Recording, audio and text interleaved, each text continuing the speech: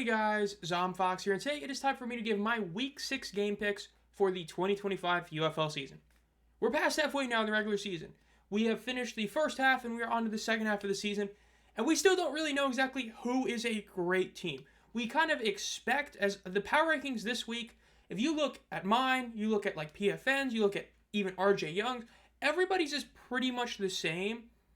But even then, it's still hard to say if any team is truly great, as even teams like DC and Arlington have shown flaws. Teams like Memphis and Houston are showing promise.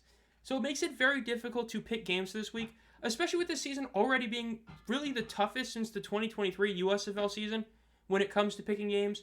But let's get started with the first two games this weekend: the Renegades Battlehawks on Friday Night Football and the Showboats Roughnecks on Saturday. Now, I am going to be doing a live play-by-play for the Renegades Battlehawks game, so make sure you're back here on the channel at 7:45 p.m. EST.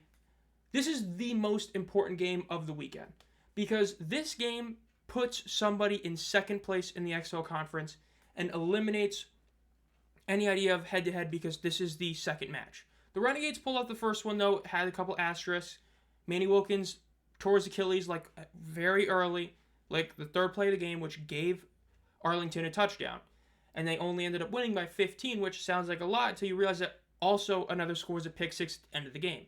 So it was a very, very tightly contested game that Arlington somewhat nearly choked, but St. Louis did end up losing. If St. Louis loses this matchup, it's going to make it very hard for them to make it to the playoffs over Arlington due to losing that head-to-head matchup, meaning that's not even going to matter about conference record because your head-to-head matchup is obviously 0-2. Now, the Battlehawks being favorites, I'm not too shocked. The home field advantage isn't going to be as daunting as we kind of expect. It's still going to be the best in the league, but with the Blues playing at home and Cardinals, we expect it to be a lower attended game, so the home field advantage is not going to be as strong as normal for them. Over under 42.5. Again, I'm not super shocked that St. Louis are favorites, but I would have expected this to be more of a pick'em game, like a 0-point spread. It's just a straight pick'em. Both teams are like minus 115. Because the Renegades, most people would agree, are right now looking like the better team. And you would say they should win. They're not going to lose back-to-back games. I think they're going to lose back-to-back games. I'm picking St. Louis to get the win. I know, this is a huge shocker. Fox, UFL picking St. Louis to win a big game against Arlington. I know. Why? I think they won at 27-24 because of the fact that St. Louis is starting to get healthier. Michigan is, at this point, the most injured team in the league when you consider just how their depth is versus how many guys are injured. St. Louis just got Akeem Butler back, who had a couple huge plays. They're getting a bit healthier on the O-line and all that.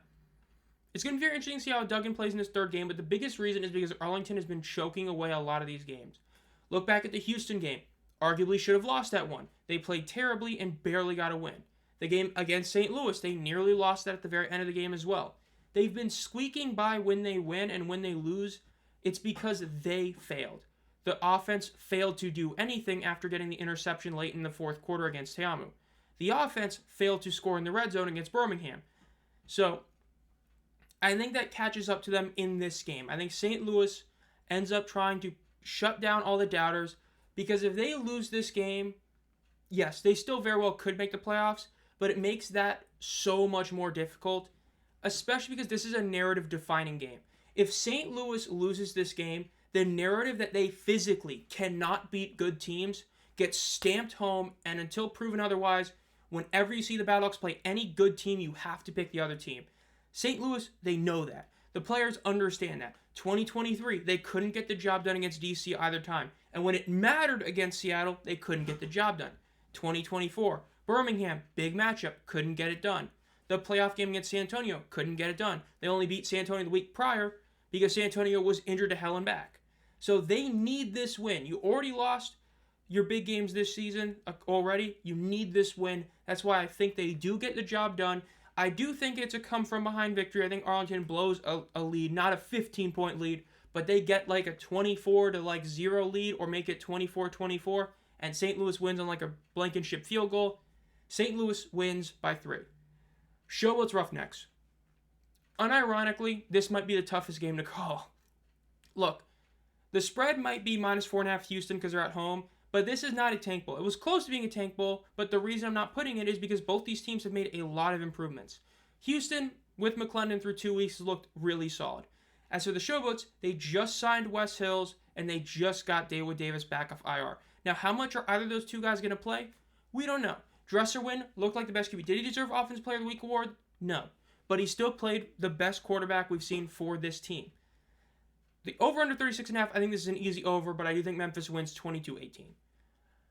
I know, some people are going to call this a hot take. I know there's a couple people like Jake's going to be a bit upset at this one, but the reason I'm picking Memphis to get this win is because they are in a much more dire situation than Houston, and they've been making more strides to be good. Essentially, Houston has just kind of, literally, it's like the Cliff Kingsbury joke about how, he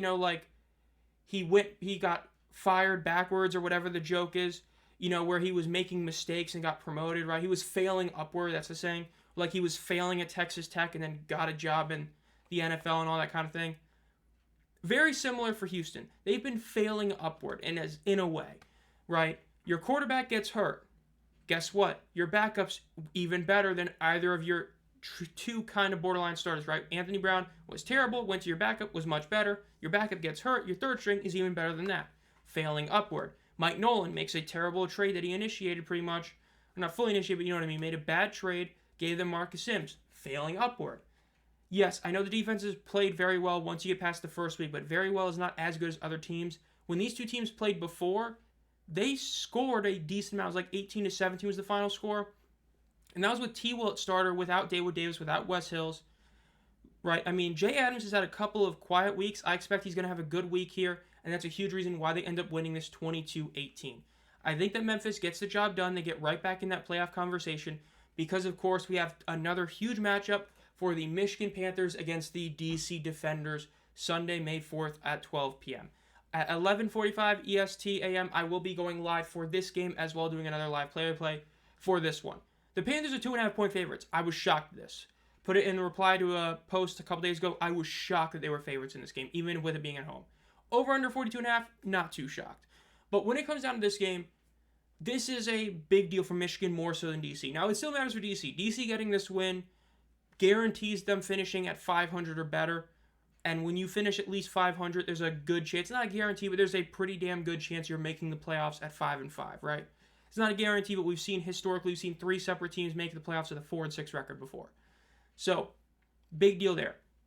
As for Michigan, a loss here continues that narrative that they can't beat the good teams this season, and also puts them back at 3-3. And let's say Houston gets the win the day before this on Saturday and not Memphis.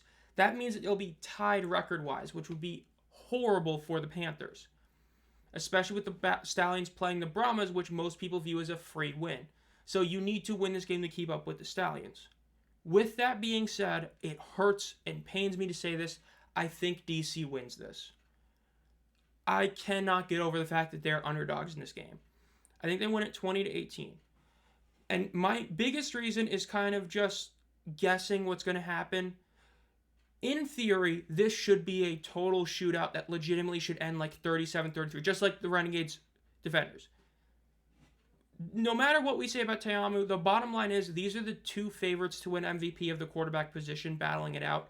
You expect it to be this massive high-scoring game. I think both defenses are actually going to play very solid in this game, and it's going to be a lower-scoring game. I know the Panthers have been dealing with injuries, but we've seen guys step up. Gidna is still a top linebacker, still other guys.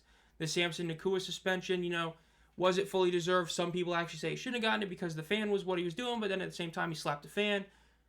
Point is I think that all this kind of boils over, and this is the game that really hurts the Panthers, and then it's a matter of how they bounce back in their last 4 games. I think this is a loss that's going to help Michigan because that would be back-to-back losses that would be close, and it would tell them, hey, you need to do better here, and then you try to go like 4-0 to end the season. What it comes down to fully, though, as well, is that DC, they have this aura of like, earlier in the season I said they were like the Brahmas back in 2024, last season. I still feel that way a lot of ways. Like, this team is not 4-1 good, but they're 4-1, and I expect them to be 5-1. Yes, Abram Smith has been basically non-existent this season.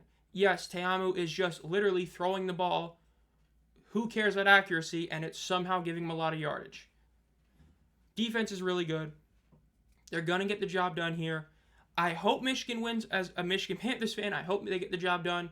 But in this specific game, I just have that feeling that even though Michigan should win this game. Like, I'm shocked that DC is the underdog, but I understand why Michigan is the favorite. I think DC gets it done.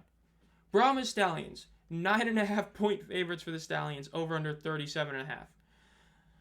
This is one where you would think the Brahmas have a shot, but the fact is there's no way Birmingham gets upset by San Antonio. I'm just going to say I think Birmingham wins 24-10. If this game is even close, it would be astonishing to see the Stallions actually win the championship this year. This is a game they should dominate. The fact is the Brahmas, at least when I'm recording this like late on Thursday, they don't have a starting quarterback. It was Pardee said he doesn't know for sure which one he's going to bring out, Garantano or Ramond, which, again, it's like I said heading into the season, the big issue for that team. You got stuck between Kellen Mond as your starter, and then if he got hurt or played poorly, Jared Garantano is your backup. That's a big yikes. And guess what? He's now the guy that might start for them. Birmingham should win this game. They should dominate. If you want to be a legit threat, you have to do like DC did, right? You get upset, you come back the next week, and you stomp on your opponent. Now, DC's stomp on their opponent was more so in a hilarious comeback, but the Stallions still the same thing. They need to go out there and prove a point. They're still a great team, that it was just a hiccup, that they're not that bad. Because if you lose to the Brahmas after losing to the Showboats, you're screwed. Like, your season is probably screwed. Because those are losses that at the end of the season could really bite you back. Because again, because Memphis and Houston play each other now, let's say Birmingham loses this game and Memphis wins. Guess what? Memphis is right behind Birmingham, and they already have a head-to-head edge over them. You see what I mean? And if Houston wins, then you're tied. So Houston and Memphis could both end up being either tied record-wise or one game behind the leader of the USFL conference. That's why Birmingham needs to win this game. Because if things play out like I say they are, that means the Roughneck or the Showboats get the W and the Panthers lose. So if you're Birmingham, you get this W, you firmly put yourself in first place because you already have the one head-to-head victory over Michigan, and you're sitting pretty at, 4-2. Now, as for my overall record, once again, had one more loss than usual, went like 5-7, I believe, right? Yeah, that mathing.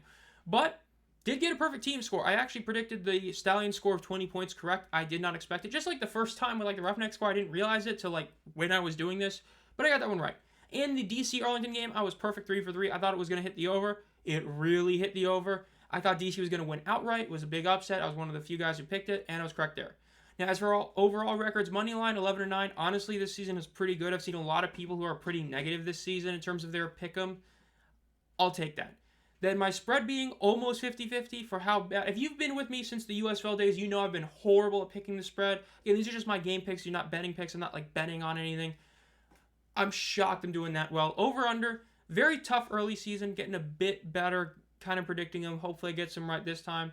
But overall records, still positive in 2 of the 3. Hopefully that spread can get closer to being at least even. Maybe after this week I go like 3-1 in the spread, get that to, like 31-33. Take that, but we'll see. Maybe we get a perfect score prediction. Haven't gotten there yet. We've gotten really close. It's been like a couple games other than like 3 points on, but we'll see. Overall, though, this has been Zomfox. If you enjoyed this video, make sure to subscribe and hit the bell. Think about becoming a community member for as low as 99 cents a month. You get an exclusive video every month, team emojis, 6 of them that you get to use in comments, live streams, and all that, as well as exclusive community posts. And if you go to the $2.99 tier, you get to vote on one of the games we stream every week, pending there's not a tank bowl or like I'm only able to do one game. So think about that. Again, Friday and Sunday I'll be streaming, doing live play-by-plays for 2 of the games. And as always, guys, have a great night.